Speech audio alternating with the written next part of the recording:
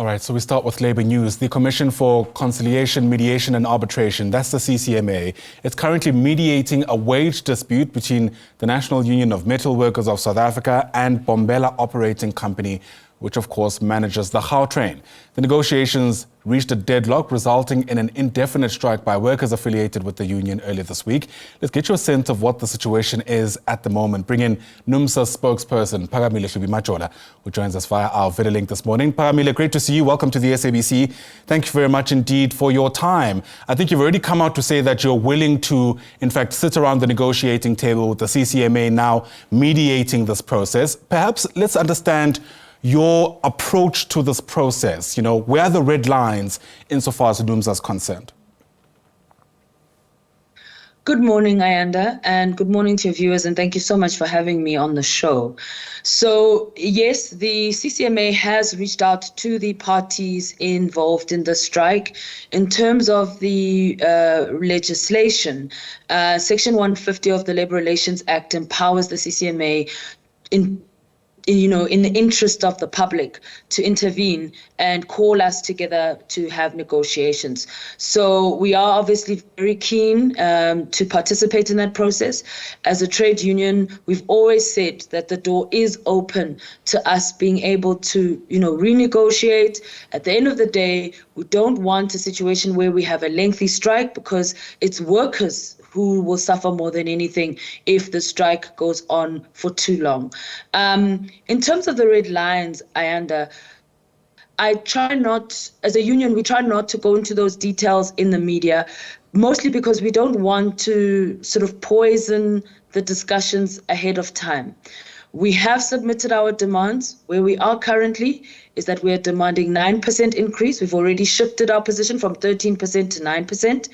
We have already indicated that on other demands, like, for example, there was a demand for an increase in the housing allowance to 2,000 Rand. There was a demand around medical aid. We've said that we are willing to tweak some of those demands.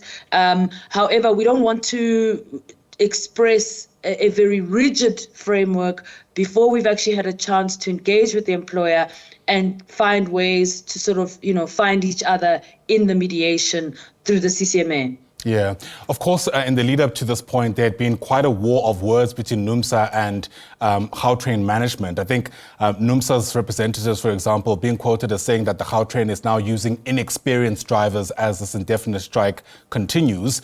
Management has responded as saying that's nothing but a smear campaign. How is the back and forth, do you reckon, going to affect this mediation process, especially because you're now saying that, you don't want to, in some ways, prejudice the nature of those talks as they get underway?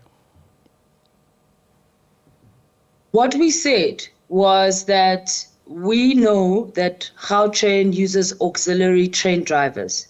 And what our sector coordinator was expressing in that interview was that he felt that the railway safety regulator should look into the matter to confirm if it's true that the Gautrain is relying on auxiliary drivers who are not as experienced as the train drivers who currently work for Gautrain and are our members and are currently on strike.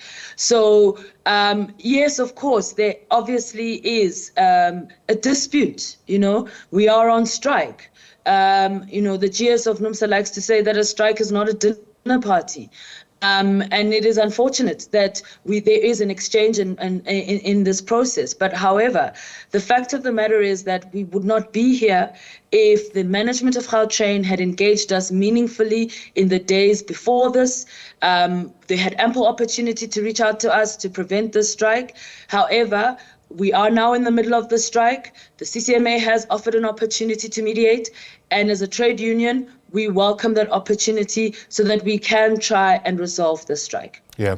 On day one of the strike itself, when we're showing some of our viewers the visuals, it seemed that members, presumably who are part of NUMSA, had barricaded a road to the main depot in Midrand.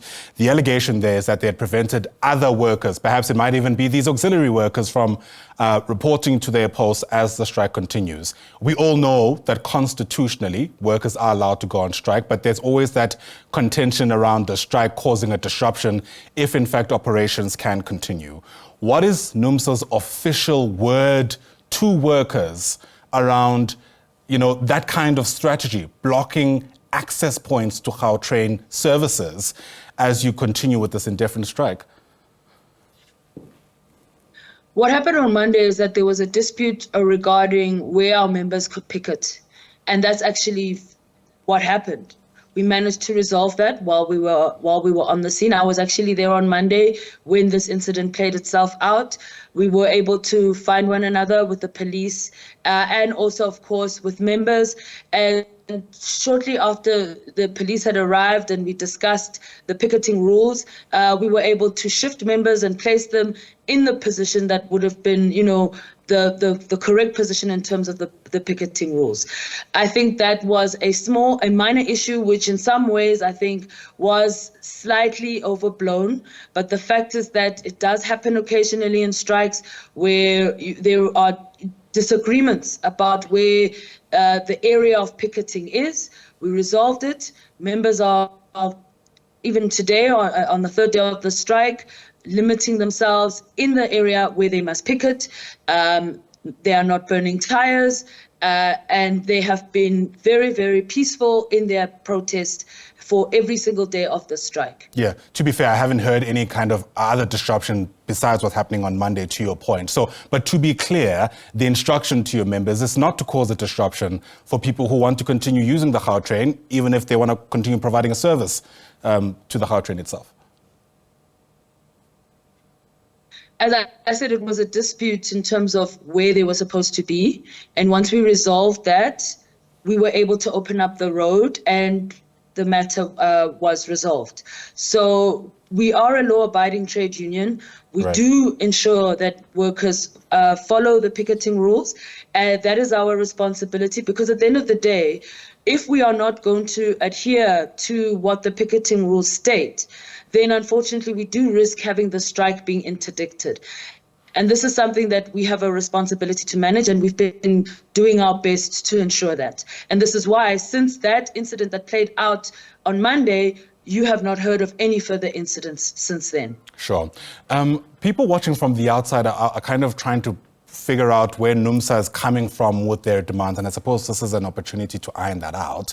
We live in tough economic times. They say very few people are getting any kind of increase. In fact, there are job cuts being dished out, and I'm sure as a union, you're dealing with a whole lot of those issues in many other sectors where you represent workers. So this demand of a 9% increase, help us better understand where it's coming from. Is it because NUMSA is aware that Gautrain is making a profit, or are you basing it on other considerations?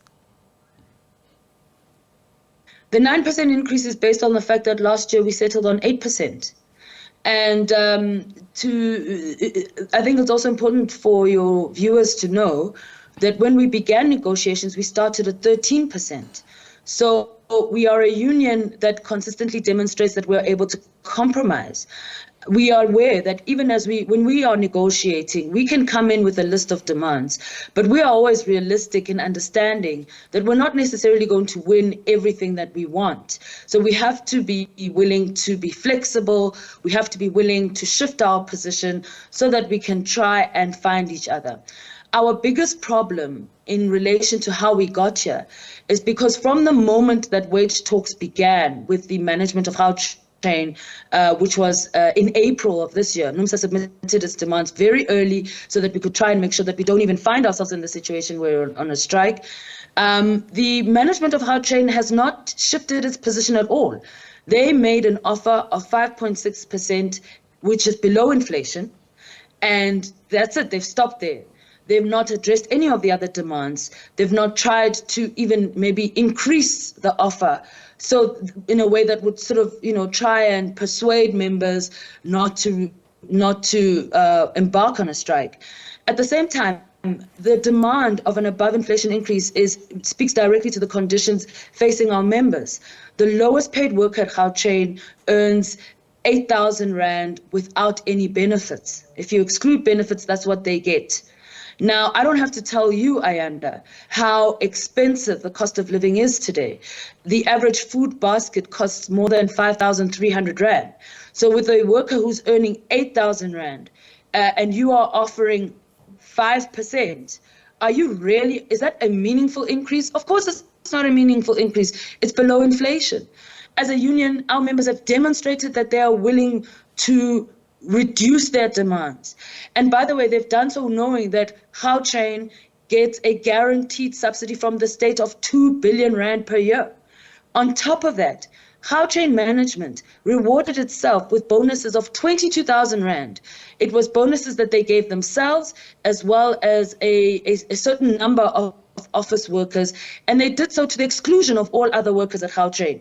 The workers who are responsible for driving the trains, the workers that actually do the maintenance, the workers that actually ensure that the Gautrain is efficient and performs well every single day were denied that 22,000 rand bonus. So how do you then go and tell these workers that their demand of an above inflation increase is unfair when you have already unfairly denied them a bonus which, as management, you gave yourselves? Management is earning generous salaries with generous bonuses, has no regard for ordinary rank and file workers, and thinks it's okay to deny them any kind of reward for the work that they're doing, which is actually responsible for the performance of the Gautrain, and does not even negotiate in a meaningful manner. So it is unfortunate that it is the attitude of management that has brought us here. There is no one who's suffering in South Africa more than ordinary workers and their families. Sure. We get this question all the time where workers are expected to care about the economy. But when will the bosses, industry captains, CEOs, company owners care about workers themselves? These are the people who own the economy. They control the economy. Workers do not own the economy. The only way that they can actually get any kind of remedy is to withdraw their labor. And even as they withdraw their labor, it's a sacrifice because they're not getting paid for every day that they're on strike. Sure. I think it's important that people understand that workers are the ones who are making the greatest sacrifice. They are carrying the economy on their backs and they're getting peanuts for it. And there is absolutely no compensation, no reward, no sharing of profits, no regard for their conditions. The system is extremely unfair against workers in this country. As you said, there is a dispute, and anybody who's gone through Economics 101 will tell you that the tension between workers and the owners of capital, as it were, has been around for years. Hopefully we'll manage to kind of navigate through this particular disagreement, at the very least, as you mentioned, in order to look out for the plight of workers. Phakamile Hlubi-Majola is the spokesperson for NUMSA. Thanks very much indeed for your time.